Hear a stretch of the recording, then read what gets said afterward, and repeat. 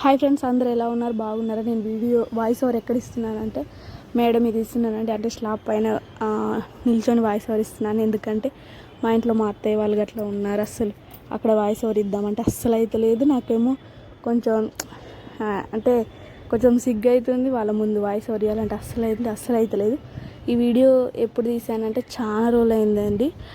మా అమ్మ వినాయక చవితి అప్పుడు కింద బియ్యం పోసి వినాయకుడిని పెడతాం కదా, ఆ బియ్యంతో మేము తీయటన్నం అంటే స్వీట్ అన్నం కానీ బెల్లన్నం కానీ అంటాము.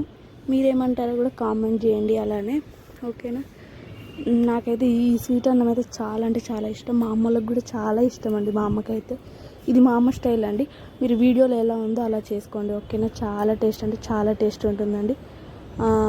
అలానే ఖచ్చితంగా సబ్స్క్రైబ్, లైక్, షేర్, కామెంట్ అయితే ఖచ్చితంగా చేయండి. చాలా కష్టం అనిపిస్తుందండి ఇలా వాయిస్ ఓవర్ స్లాబ్ మీద ఇవ్వడం. ఇంతగానం చేస్తున్నందుకన్నా వీడియో ఏంటో